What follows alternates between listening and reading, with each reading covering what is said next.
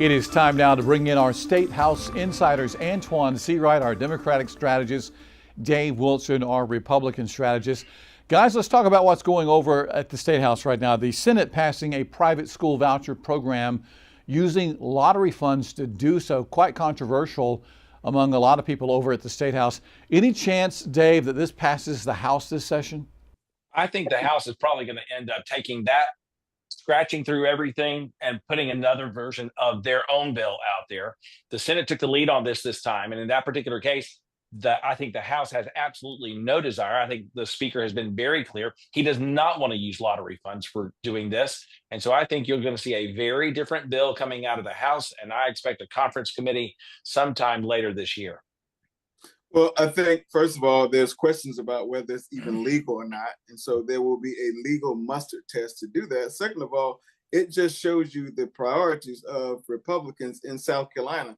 Instead of investing into public education, where majority of South Carolina children get their education, they want to take lottery funds, something that was passed to use to enhance education in South Carolina publicly, and use that for the private school benefit.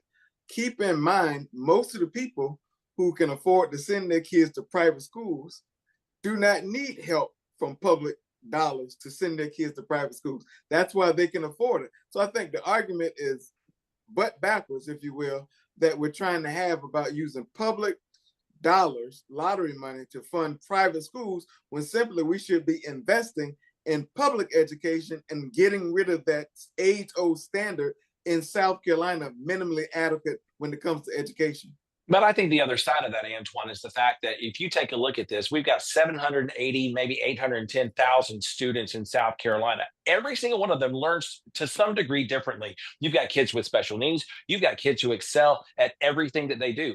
But this is a chance for parents to actually then be able to say, I want the education that's best for my child, not the education that is based upon my zip code. And I think that's a place that we got to be able to give people that level of opportunity. And if a private education is better for a child with special needs, maybe we actually need to fund and help that child be prepared for the workforce that they're going to be going into, instead of just saying, okay, well, we'll put you in special ed at the particular school that you're zoned for. Dave, you just strengthened my argument. Why not we make public schools stronger so that parent does not have to make a choice whether it's light bill or private school tuition, or whether or not that parent has the ability. Because in Swansea, where I grew up, my sister's a high school principal. Ain't no private schools in the area for kids in Swansea. So why not strengthen the public school system to make kids in Greenville have the same level of education and access than kids in Allendale? Let's not make Lexington District 4 different from Lexington District 1, so that we don't have to have these straw man and straw woman conversations about private school or public school. Let's strengthen our public school system that is so strong to parents who want to send their kids to public schools across South Carolina, regardless of the zip code. Speaking of education in South Carolina now, if President Trump is successful in shutting down the Department of Education, how would that affect South Carolina schools, Antoine? Well, that's up to the Republicans in the General Assembly. They seem to be on board with the Trump train to control, alt, and delete all things that have worked in this country and in the system for a very long time.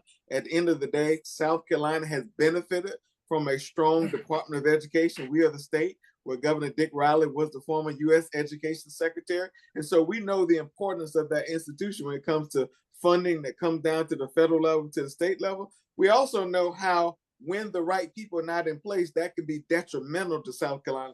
So Republicans who want to shut down the Department of Education and want to do all these things that co-president Elon Musk wants to do, they're going to have to answer to the American people and to the people of South Carolina about what that actually means.